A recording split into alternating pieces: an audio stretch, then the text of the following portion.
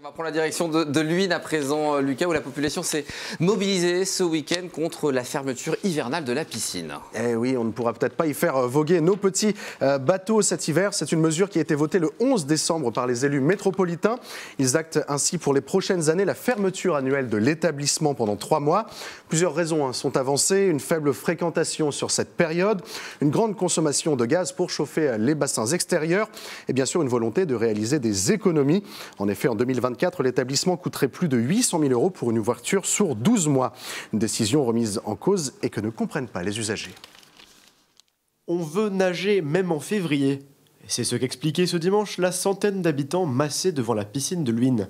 Et parmi eux, les plus impactés par cette décision de fermeture hivernale prise par la métropole, les usagers de l'établissement. Ça condamne les nageurs du club qui ont des très bons résultats au département, en région, à devoir s'organiser autrement ou à renoncer à faire partie de ce club-là. L'aquagym, pour nous, ça nous fait du bien, on en a besoin. Moi, depuis que je fais de l'aquagym, je n'ai plus mal au dos. J'ai des problèmes de tendon d'Achille, donc il y a des sports que je ne peux pas pratiquer. Et en piscine, c'est moins violent pour moi. Donc ça m'aide aussi à faire un peu de rééducation. Une fois qu'on y a goûté, c'est comme le chocolat, on ne peut plus arrêter. On a accro à la piscine, donc pour soutenir notre piscine, il faut venir.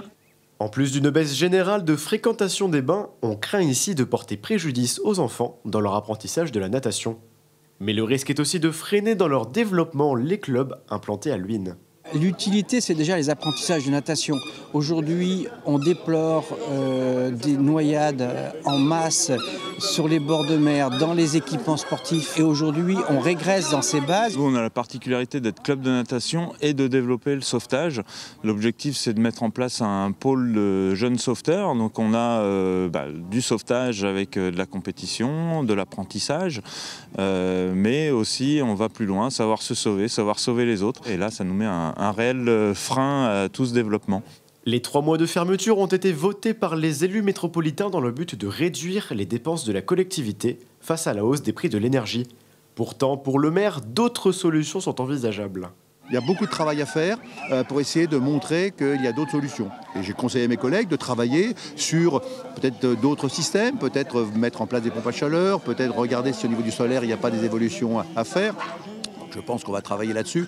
Le but est de trouver une solution dans l'intérêt des populations, des nageurs. Les usagers ont grand espoir de faire revenir la métropole sur cette décision. D'autres actions sont déjà en préparation.